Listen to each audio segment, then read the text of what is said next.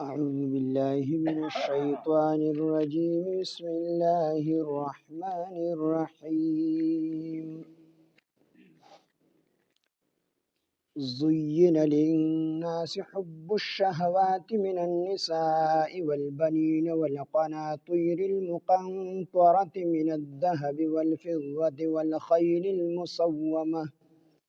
والخيل المسومة والأنعام والحرث،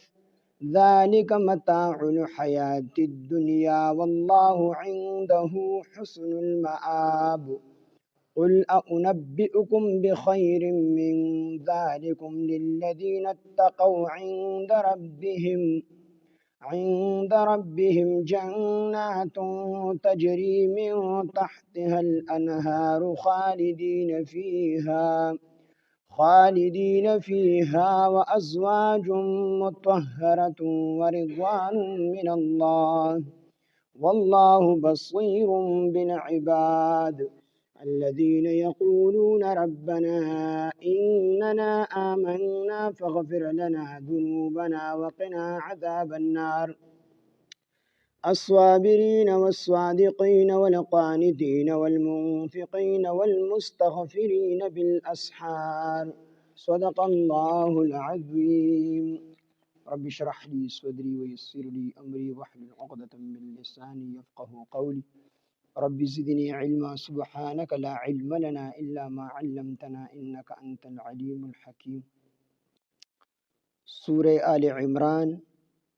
دریم سپارہ آیات نمبر 15. دین مخ کی آیاتونو کی الله پاک جل شانه د کافرانو او د هغوی سره د مخالفت او د جهاد ذکر وکړو،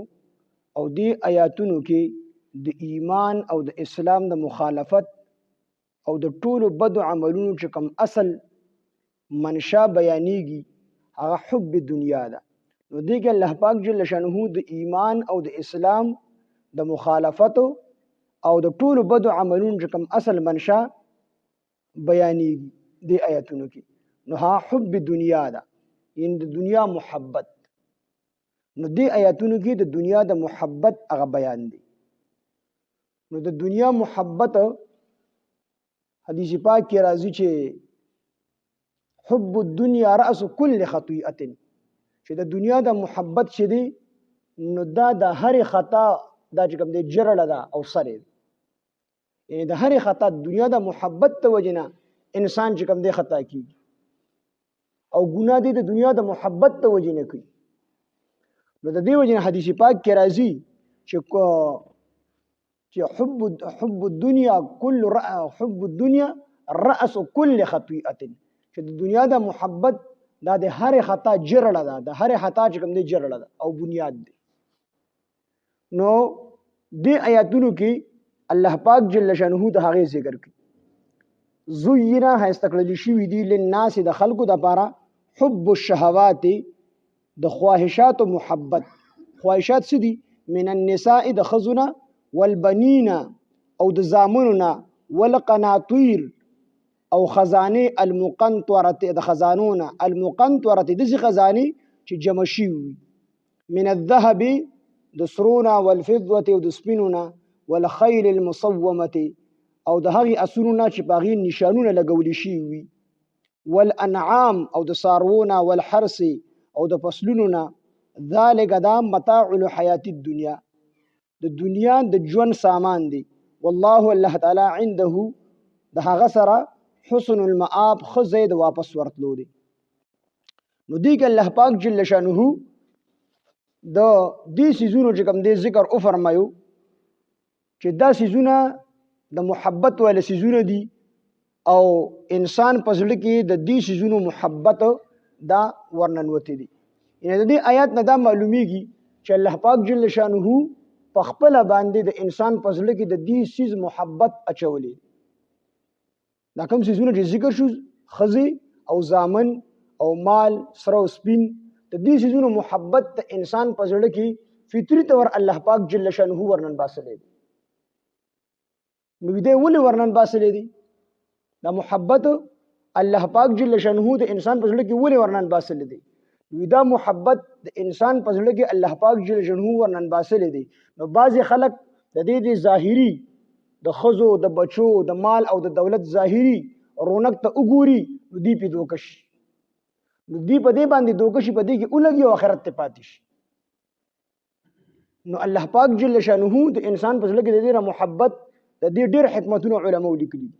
ډېر حکمتونه دي. خو یو حکمت دا دی چې د انسان په زړه کې الله پاک جل شانه د دې څیزونو د ښځو د بچو دغه رنګې د مال او د دولت د دې څیزونو د محبت وي، د دې وجې نه چې کوم دی اچولې دی چې یو وجه دا د یو حکمت پکې دا دی. او چې دا محبت نه وي، د پټي سره محبت نه وي، دغه رنګې د ښځې سره محبت نه وي، د بچي سره محبت نه وي، نو بیا به د دنیا دا نظام څنګه چلېږي؟ نو الله پاک جل شانه د دنیا دا نظام چلول غواړي. د دې وجې نه الله پاک جل شانه دا محبت د پلار محبت د بچي محبت د پلار په زړه کې اچولې دی، دغه رنګې د ښځې محبت د خاوند په زړه کې اچولې دی، دغه رنګې د مال او د دولت محبت د انسان په زړه کې اچولې. کو په زړه کې محبت نه وي، یو سړی بیا لیوانی دی چې په سرو غرمو باندې کار کوي او د بیبي له راوړي، خپلو بچو له راوړي. خو دا خو د محبت د وجې نه د په خپل ځان دومره کار نشته دی. د دې وجې نه الله پاک جل شانه د محبت په څیزونو کې د ټولو نه لومبې ښځې وفرمایلي او دویم زامن. ځکه چې انسان په دنیا کې څومره کوشش کوي نو هغه ټول یا د بچو دپاره یا د خپلې بیبي دپاره، خو دې څومره سخته تېري. نو یو حکمت خدا دی چې الله پاک د دې څیزونو محبت د انسان په زړه کې فطري طور پیدا کړی دی. نو یو حکمت د هغې دا دی چې الله پاک جل شانه د دنیا دا نظام چلول غواړي. د دې وجې نه الله پاک جل شانه د دې د محبت د انسان په زړه کې پیدا کړی. کو محبت نه وي نو بیا د چا څه کار چې هغه تجارت کو، زراعت کو، زمینداری کوله،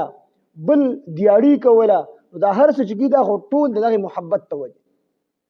دویم حکمت یې دا دی چې الله پاک جل شانه د انسانانو په زړه کې د دې څیزونو محبت نه وي اچولی، نو بیا به انسان د آخرت نعمتونه څنګه پیژندل؟ چې په زړه کې د خپلې بیبي محبت نه وي نو ده به د جنت د حورو محبت څنګه پیژندلی وي؟ خو په دنیا کې دا نعمتونو د دې د پیسو د محبت او د میوو د محبت او د دې د ذایقه نه وي نو ده په آخرت کې مڼه څه پیژنده چې مڼه به څه وي؟ خو د محبت په زړه کې د خپل بچي نه وي، د خپلې بیبي نه وي، د مال او دولت او د سرو د سپینو نه وي، نو ده به بیا نیکۍ نه کولې، ځکه ده ته به د هغې څیز هغه لذت او ذایقه نه معلومېده، ځکه هغې لیدلي نه او د دنیا زړه کې محبت نه و د دې څیزونو، نو ده به بیا نیکۍ نه کولې، سره جنت له نیکۍ کو. نو یو حکمت علماو دا ذکر کړلی او یو حکمت دا ذکر کړلی چې دا دلته کې ډېر قابل د نظر دی چې الله پاک جل شانه د دې انسان امتحان اخلي. په دې کې خو دا محبت نه وي پیدا کړی نو بیا خو امتحان نه و، خو دې طرف ته پټې دی، د پټي سره محبت دی، دې ځای کې مؤذن آواز وکړو الله اکبر. الله دې امتحان اخلي چې ته پټې اخلي او کو الله اخلي. نو د انسان د امتحان دپاره الله پاک جل شانه په دې د دې څیزونو محبت ته انسان په زړه کې پیدا کړي. اوس کو محبت نه وي نو بیا انسان امتحان به د کوم ځای نه راتلو؟ نو الله پاک جل شانه امتحان اخلي چې دې الله پاک د دې څیزونو په ذریعه باندې د دې انسان امتحان اخلي چې دا انسان په دې د ظاهري څیزونو کې لګي او آخرت پرېږدي او که نه دا څیزونه عارضي ګڼي او الله طرف ته ځي. اوس په دې کې د انسان امتحان دی. موږ په پټي کې یو او دې کې چې کوم دی اذان وشو چې الله اکبر الله لوی دی، اوس کو دې سړي پټې پرېښودو او الله طرف ته راغی نو دا سړی کامیاب دی، په خپل امتحان کې کامیاب شو. او که د پټې پرې نه ښودو نو دا پټې د الله نه لوی وګڼو عملي طور، نو دې په دې خپل امتحان کې ناکام شو. نو الله پاک جل شانه د انسانانو امتحان اخلي. د دې وجه نه بل یو آیات کې الله پاک فرمایي انا جعلنا ما علی الارض زینة لها لنبلوهم ایهم احسن عملا. الله فرمایي انا جعلنا بشکه مونږ ګرځولې دي ما هغه څیزونه علی الارض په ځمکه کې زینة د زینت او ښکلا،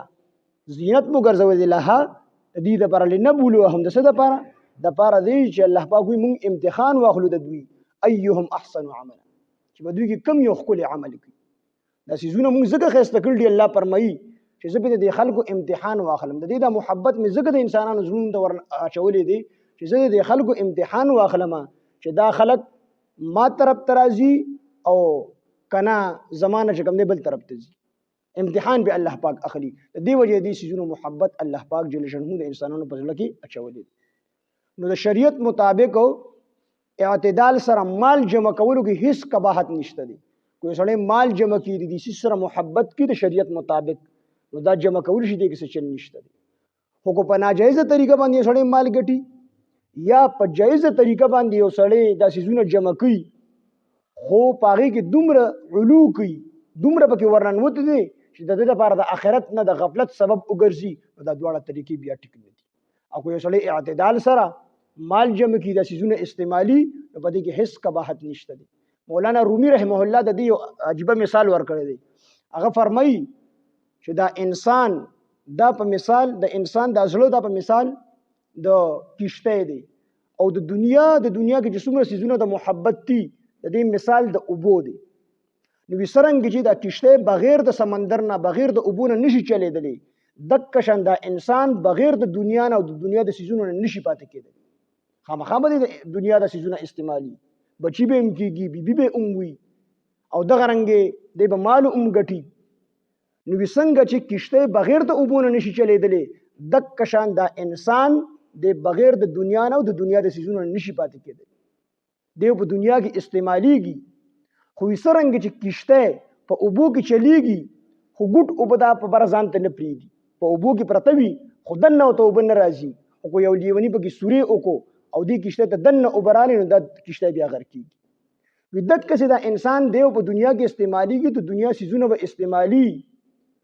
خوده بخپل زړه ته دغه سيزونو محبت دنه نه راولي او کو دغه سيزونو محبت ورته دنه راغی نو بیا به دې دسي غر کیږي لکه څنګه چې په سمندر کې کشته غر کیږي. نو څنګه چې انسان کشته دا په سمندر کې چلیږي بغیر د سمندر او بغیر د اوبو چلیدلی نشي ځان ته ګټ اوبه نه پریدي دک شان انسان بغیر د دنیا نه چلیدلی نشي د دنیا د سيزونو نه نو دی به ځان ته لګ محبت د سيزونو نه پریدي. هو بل ځکه چې راځي الله پاک فرمایي چې د پزړه کې الله پاک محبت اچولې دی نو محبت په د پزړه کې فطري وي خو دی به زیاتی نه څه مطلب دی به زیاتی څنګه نه زیاتی به د سره فطري محبت خدا انسان پزړه کې شته دی خو دی به دا محبت ته الله په محبت باندې نه زیاتی نه غالب کی. هغه آسان مثال مې ته ډومبه درکو چې یو طرف ته پټي کې تلګي کار کوي پټي سره محبت دي دا ټیک دي خو کو د دې پټي د وجه نستانه مونږ پاتې شون ته پوه د الله محبت کم دی د پټي محبت زیات دی نو استاد پټي زړه تراغلي دغه رنګ استاد بیبي د وجه نه مونږ پاتې شو یا د الله بل یو حکم پاتې شو نو ته پوه د بیبو محبت زړه تراغلي دي نه زیات شوی دی د الله په محبت باندې. دغه رنګ د اولاد د وجه نه ستانه د الله حکم پاتې شو نو ته پوه شه چې ستاسو اولاد د محبت زړه تراغلي دي زړه تراتله څه مطلب یعنی د الله په محبت باندې زیات شي. نو دغه رنګ په دنیا کې استعماليږي خو د دنیا د محبت په زړه ته نه پریږي او دا بعض کسان فرمایي چې دا مې نه دی مې دی په وبو کې پاتې کیږي په وبو کې ګرځي خو دې ګټ وبنتي دی وبو سکینه نه مې دې چرسده کې سوخ کې طالب چاچوري د میانو هغه میان ټول مړ شي نه سړی راپورټ وکړ چې زما میان مړ شي دي نو هغه پولیس را نو خپل تفتیش وکړو خو څوک یې ونه مونتل هغه به هم ټیسټ کړی په دې کې دوی مو یم نشته دي میان ټول مړ دي بیا د دې چې کوم ماهرین دي هغه ورته په دغه شپه چې د غلې نه وشوي نو هغه بالکل په دغه شپه باندې غلې شي هغه ورته د غلې د وجې مړ دي خو غلې پر اپریوت نه ده چې غلې او شو لکه نو د میان دا مخصوص کړل چې موږ ته خوراک را واچو نو دی هغه غلې خوړلې ده او مې په وبو کې پاتې کیږي خو د ګټ او بتیر کې دا مې بیا مړ کی دی هغه غلې خوبې کنه هغه وبې تیر کړی دی وجه دا مړ وي د کشان انسان دی په دنیا کې پاتې کیږي خو څنګه چې مې په وبو کې پاتې کیږي او مې بغیر د وبو نه نشي پاتې کیږي خو وبو به تیری نه د کشان به انسان په دنیا کې پاتې کیږي خو محبت په دنیا دی تیری نه سره بیان راوړي. نو دې کې الله پاک جل شانه فرمایي زینا خسته کړی شوی دی لناس د خلقو د پاره او د دې دا معلومیږي چې دا الله پاک جل شانه خسته کړی دی انسانانو د پاره زینا خسته کړی شوی دی لناس د خلقو د پاره حب الشهوات محبتونه د خواهشاتو من النساء خواهشات ستې من النساء د خزونه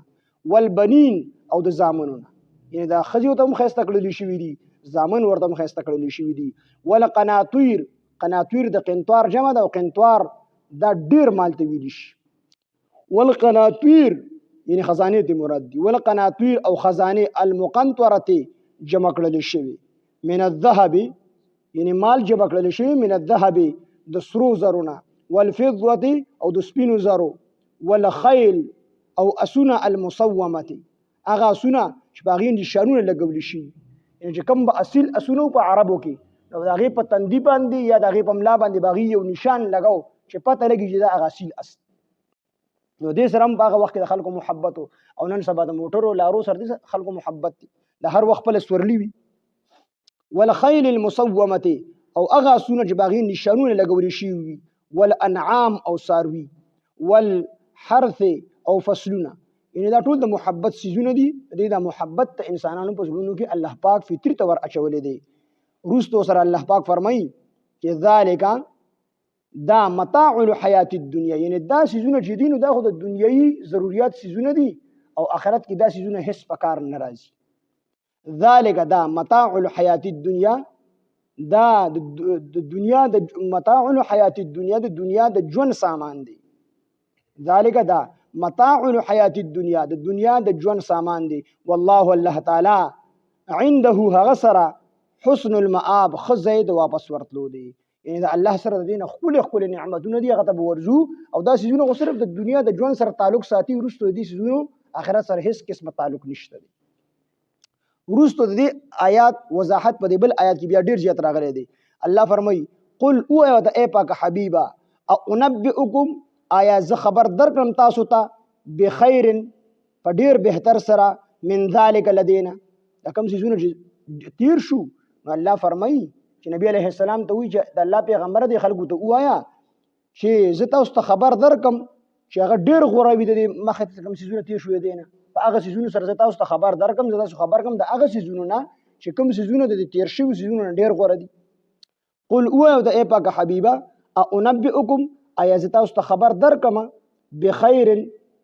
په غوره څیزونو سره من ذلک لدینا للذین د هغه خلکو دپاره دي اتقوا چې هغوی تقوا اختیار کړه، پرهیزګاري اختیار کړه، عند ربهم د هغوی د رب سره، عند ربهم د هغوی د رب سره دي. دا کوم څیزونه چې هغه د دې نه ډېر غوره دي. نو الله فرمایي چې نبي علیه السلام ته فرمایي چې ته دې خلکو ته ووایه چې زه تاسو ته خبره درکړم د هغه څیزونو چې هغه د دې نه ډېر غوره دي، او هغه د چا دپاره دي؟ نو هغه د تقوادارو دپاره دي، چا چې تقوا اختیار کړې ده. او هغه کوم ځای کې دي؟ عند ربهم د دوی د رب سره دي. هغه څه دي؟ جنات، هغه باغونه دي، تجري داسې باغونه چې بهیږي به من تحتها لاندې د دغې باغونو نه الانهار نهرونه، خالدین دي به همیشه وي فیها په دې باغونو کې،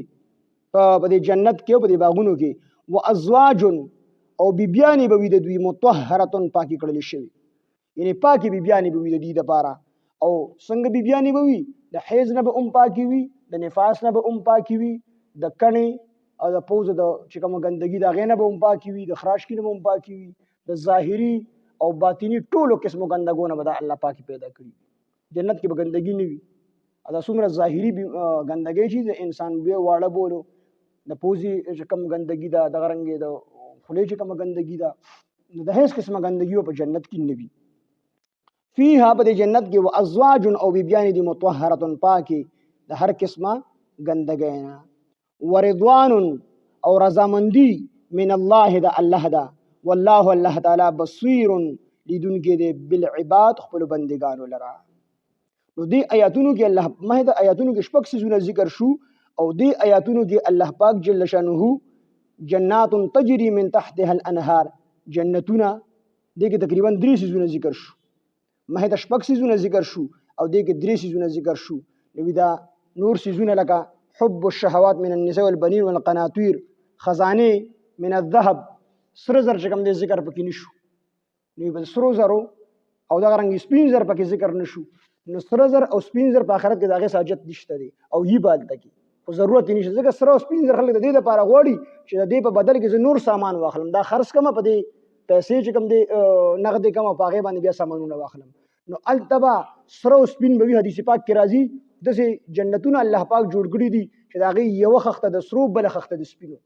او دسه محلات دي چې دا غي بدن سامان د بهر نه په نظر راځي او د بهر سامان د دن نه په نظر راځي دسه سامانونه پکې الله پاک جل شانه لګولي نو سره او سپین به الته کې وی خو دا غي ضرورت الته کې نشته دی مطلب څنګه ضرورت چې په دنیا کې دی دی وجنه الله پاک هغه ذکر نکړو والخيل للمصومه اسونه هم ذکر نکړو زګد اسونه ضرورت هم الته کې ني اسونه به وی حدیث پاک کې راځي چې جمعې پر ورځ باندې با خلق دا د خپلوانو ملاقات ته پارځي نو اسونه با بهترین اسونه به دي ته ولاړی په غیبت نه ملته واړي او دی به د خپلوانو ملاقات ته پارځي او جنت کې به جنتیان د الله دیدار د پاره هم زی جمعې پر ورځ باندې عام مؤمنان دی به د جمعې پر ورځ باندې د الله پاک دیدار کوي او بعضی بندگان به د الله د سوي د ابوبکر صدیق رضی الله عنه پشان چې روزانه به د الله دیدار کوي او دی چې د الله دیدار کوي نو هر قسمه کرسي به لګیدلی سوفه به لګیدلی د چاغه به د نور وی د چاغه به د سرو زرو وی د چاغه به د سپینو زرو وی او دی به د الله پاک جل شانه د دیدار لپاره را روان یو کلو میدان او د الله پاک جل شانه دیدار چې وکي نو چې څو لکه کاله دیدار دی به د الله پاک وکي الله پاک چې د خپل شان مطابق په خپل ځان پردې را خوري کی جنتیان به وي الله زمون ټول نعمتونه واخله خو یو پر بیا مونږ دیدار الله به تو فرمای نور دیدار د عام مؤمنانو د پاره د جمعې پر ورځ باندې نو دا به جنتیان کوي نو والخيل المصومه د دې وجه ذکر نکړو چې د دې ضرورت الته نشته والانعام او ساروي والحرث او فصلونه دیم ذکر نکړو د دې ضرورت هم نشته دی او روایتو کې راځي فصلونه چې یو کس پراشي هغه به چې الله پاک زمینداری غواړم الله به تو فرمای بس وکړه موټي کې به غنم ورکی یا جوار ورکی ابه وکړي دی به تخ خوري ګوري هغه به رازرغون کړلی شي غټ پکړلی شي او اوبرې بری کړلی شي تریشل بشي وړه بشي ډوډۍ به پخ شي او دی به خوري چې د ما د خپل لاس ډوډۍ خو اته ضرورت نشته دی خو بالفرض یو سړی خواهش وکي نو الله پاک جشن وعده کړی دا چې وفيها ما تشتهي الانفس چې دا انسان څه غواړي کنه څه دا به الله پاک جل شانه په جنت کې ورکړي جنت کې به ورته څوم نه د پسله کې راځي دا به الله پاک ورکړي کوئی سړی وی چې زه مثال په تور او زمینداری کول غواړم الله به چې کوي دی بس ته چې څه غواړي او جایز چیزونه ګوري اباځ خلک وی جنت کې به سیګریټي یو کس سوال کوي جنت کې به سیګریټي او شیخ سرورخان صفدر صاحب نے سوال کړو چې په جنت کې به چیلمی هغه به چیلم به خو بلول جهنم ته نو بس د سيزونه دي چې هغه حرام سيزونه دي هغه طرف ته به انسان خواهش نه زی په جنت کې بلکې خپل سيزونه طرف ته به انسان خواهش نو نور چې د سغواړي الله پاک جل شانه بوله ورکړي نو دا سيزونه الله پاک ذکر نه دي د ضرورت نشته دي دلته صرف دو سيزونه ذکر کړل جنتونه او بیبیان او د الله رضا درې سيزونه ذکر کړل نو په دې آیات کې وفيها ما تشتهي الانفس دا الله پاک وعده کړی دا چې دا اهل جنت ولا سم غواړي سو نو الله پاک ولا په جنت کې ورکړي دې څه خواهش راځي په ځړه کې الله به ولا ورکړي خدا سيزونه نو د دې سيزونو ذکر کول ته ضرورت نه خو بیا الله پاک جل شانه دا سيزونه ذکر کړل ځکه دې کې دا ټول ارسره نو دا سيزونه چې کوم دي بیبيانی او دغه رنګ د باغونه او د الله پاک دا رضا دا به هر انسان ته بغیر د غوښتلو نه ملوي بغیر د غوښتلو نه انسانانو د خواهش نه بغیر د شیزونو بوته مهیا دي جنت کې د سی بیبيانی چې حدیث پاک کې راځي کو هغه د خله لاړې دا تاریخ سمندر ته ورلړ کړلې تاریخ سمندر په خو کړی شي او کو هغه مړوند د سې د انور مخې ته شو کنه دا انور دا خپل رڼا پری دا به تکتور شي او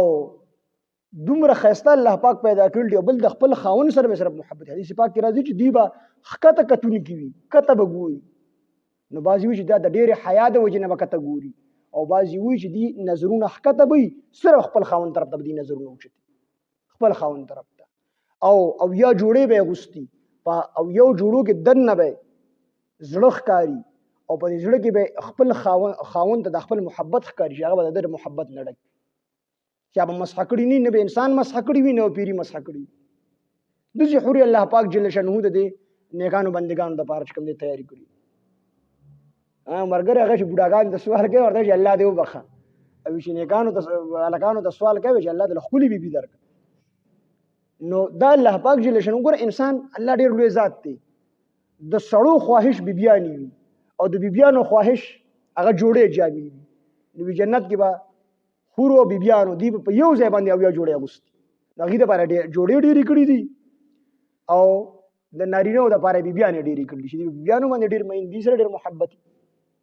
ایو خزه هغه وی چې یا خدای پاکه مال خوران راکې خوران هغه وی چې د خوران مشه سړی الټګي د خزه لپاره صرف د یو خاوند دي د خزه لپاره دوه خاوندان نه ځکه د خزه لپاره دوه خاوندان د غیب حسابيږي د خزه لپاره دوه خاوندان کوته یو خزه ته اسیم وای چې راستا خو دوه خاوندان دي کې دي شي په شي باندې دی وګړي څنګه دا بد ګڼي دا خبره نه ده د خزه لپاره نعمت د یو خاوند او د سړي لپاره نعمت د ډېرې خزي دغه قرآن کې شروع الله پاک د دوه نه کړل مثنا و ثلاث و رباع دو دو درې درې او څلور څلور نو الله پاک جل ته فرمایي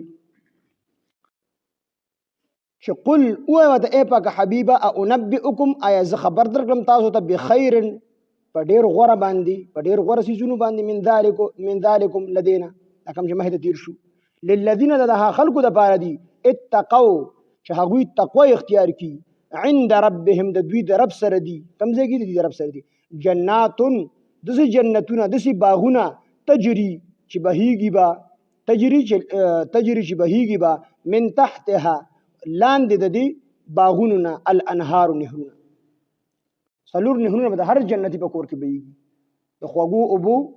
د غبین د شاتو د غبین د خوږو اوبو او د پيو او د شرابو دا څلور نهرونه به د هر جنتی په کور کې کوم دی بهيږي خالدین همیشه به وي فيها به د جنت کې اموري سي ما ترجمه کولی وکسان نه تاسو کو چې په جنت کې همیشه د پاره پاتې کېدل دا لوی نعمت دی او کدا خوري لوی نعمت دی نو هغه سالکانو یو چې د خوري لوی نعمت دی یمه چې د خوري د درکې ډایرکټ جهنم ته ولګي بیا د سحال وجنانه مودي چې د همیشه پاتې کېدل لوی نعمت دی نو په جنت کې همیشه د پاره پاتې کېدل دا لوی نعمت دی خالدین همیشه به فيها دی په جنت کې وازواج او بیبیان مطهره پاکي ورضوان او رضامندی من الله د الله رضامندی به وي الله با اعلان وکي چې ټول نعمتونه الله پاک جل شانه انسانانو ته ورکي او حدیث پاک کې راځي چې ان جنتی دا غینه مخکې خو په جنت په استقبالیه کې د جنتی د سلور اعلان کیږي همیشه به ژوندۍ مرګ بدر باندې نه راځي همیشه به ځوانان یې بوډاګان کېږي بنا همیشه به تاسو چې کوم دی په خوشحالو او نعمتونو کې خوشاله نعمتونه هغه مو ختميږي نه او همیشه به صحتمن بیماریږي بنا سلور اعلان به ورته کی او چې کله د جنتی خپل جنت ته ور داخل شي نو بدی چې خپل خادمانو ته وګورین دی به ته سجده پریوزي یغي به اوچت کې چې موږ ستا خادمان او بیا دسه په لند باندې روان وي یو طرف ته بل طرف ته د حور لیړونه وي او هرې خوري به جدا شربت او جدا قسمه خوراک تیار کړی دیو په لار باندې روان وي دسه دی یوې نه به ګلاس اخلي او خوراک والی به خوري په مهد روان اخره کې بل الله پاک جل شانه د خپل شان مطابق د در لپاره من مستیا کړی او خوراک پچ کم دی دیو نو دا نعمتونه الله پاک جل شانه چې د انسانانو له ټول نعمتونه ورکی بیبيان ولوم ورکی او دغه رنګ باغونه ولوم ورکی او دې چې سم غواړي بس هغه ول ورکی اخره کې بوت الله پاک فرمایي چې بس نعمتونه ختم شو نور څه غواړي دی وای چې نه الله پاکه دغه نعمت خو نشته چې تاسو نه دی را کړی الله رب العالمین به خپل شان مطابق فرمایي چې تاسو ته د خپل رضا اظهار نه دی کړی ځکه چې په دغه ټیم پورې اکثر د بعضی جنتیانو په لري کې دي شي داران نشي چې اسنه الله پاک مو د جنت نو باسي خبران نشي نو الله به تو فرمایي زه به همیش تاسو نه راضی ما او زه به چرته تاسو نه خپه نشم او الله پاک چې وعده وکي الله پاک خپل وعده پوره کوي الله د وعده خلاف دا الله قانون دی چې الله د وعده خلاف نه ځکه چې انسان وعده کوي د خپل ځان خلاصولو لپاره د انسان په وس کې حسن نشته دی زه واده چا سره کوم کار زیرا باندې کله به را کې زم زیارت پورس به در کوم اوس انسان ما سره شته دی نه نو ځکه په خپل واده کې خلاف ورزي کول شم خو الله وعده سره لپاره کې د پورا کولو لپاره ځکه الله پاک د هیڅ چیز محتاج نه دی کامل قدرت والا دی او دغه په خزانو کې څه کمی نشته دی نو الله پاک چې وعده وکي وعده الله پاک پوره کوي. نو همیش لپاره به جنتیانو ته وي تاسو به همیش لپاره په جنت کې د جنت نه به نه وځئ او نه به زه ستاسو نه خفه کېږم. همیش لپاره به ستاسو نه راځي. په دې چې جنتیان د څومره خوشحالي کېږي دومره به جنتیانو ته په یو نعمت باندې خوشحالي نه کېږي. جنتونه شته دي خو عمل پکار دی چې موږ خپل اعمال وکړو. ابر الله مولوي صاحب ته موږ وایو مولوي صاحب هغه خدای ټول طالبان له یو موټر ورکړي. نه طالبان ورته مولوي صاحب جنتونه نه هغه د جنت سخرو له نه جوړ کړي موږ لدی زبو ته ان شاء الله. او اعمال وکړو او د الله پاک جل شانه نه به د رحم امید کو چې الله پاک رحیم ذات دی او موږ به الله پاک جنو خامخ جنت ته بوزي ان شاء الله. وازواج او بیبیان دي مطهره پاکه او رضوان او رضامندی من الله د الله دا تاسو ته خبر درکم چې د انبار نعمتونه ډیر خپل دي او ډیر اعلی دي. هغه نعمتونه دي والله الله تعالی بصیر لدونکي دي بالعباد خپل بندگانو لره. نو الله پاک خپل بندگانو لره لیدونکي دي. اوس د الله پاک بندگان څوک دي؟ الذين د الله پاک بندگان ها خلق دي یقولون جهوی وی ربنا ای رب زمونږه ربنا اننا ای رب زمونږه اننا مونږه آمنا ایمان راوړی دی. الله مونږ ایمان راوړی دی. د الله د بندگانو لومبي شرط ولدا دي چې د ایمان راوړي په ټولو ایمانیاتو باندې. فغفر لنا او بخې مونږ ته ذنوبنا زمونږ ګناهونه او د ګناهونو معافي مو غواړي ځان ګناهګار حسابي.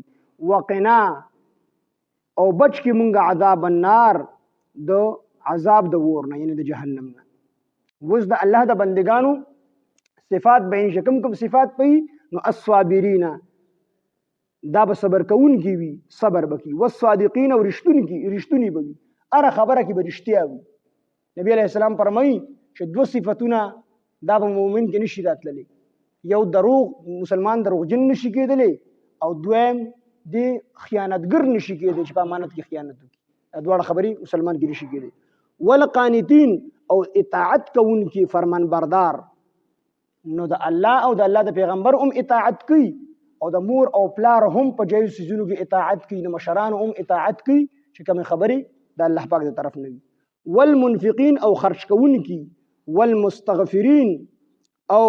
استغفار کوونکي بالاسحار تهجد په ټیم کې د سحری په ټیم کې.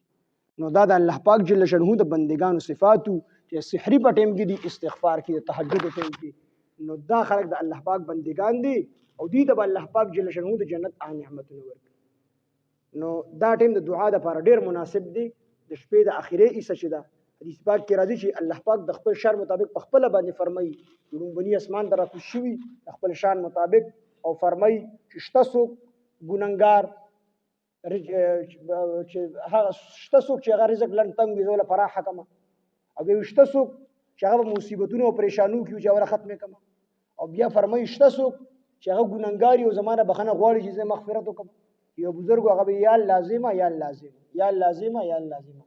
ټول سحری دا ټیم به کوم نه پته کې تیر چې تاسو کو راغو دی الله بخپل فرمایي چې شته څوک چې رزق لنګ تنګ وي زول پر حکم وزم چې الله زي شته څوک چې مصیبتونو او پریشانو کې چې داغه نه آزاد کړي وزم چې بیا وی شته څوک چې هغه ګننګاری او بخنه غواړي زور ته بخنه وکم وزم چې نو دې ټیم کې ډیر زیات دعا قبلي. بلکې حضرت یعقوب علیه السلام د ځامن رالل او ورته وی زمونږ د لپاره بخنه وغواړه. د یوسف علیه السلام هغه ګناه کړی هغه کوی ته ورځول نو زمونږ د لپاره بخنه وغواړه. نو یعقوب علیه السلام ته فرمایل عن قریب زرد چې زبستاسو د لپاره بخنه وغواړم. نو دا غي د لپاره بیا د سحری په دې ټیم کې بخنه غوښته و الله پاک جل شانه بیا معاف. نو دې ټیم کې اوس وګړي شپې دي او ټول ان شاء الله نیت وکړي تهجد لپاره استغفار مو یو دعاګانې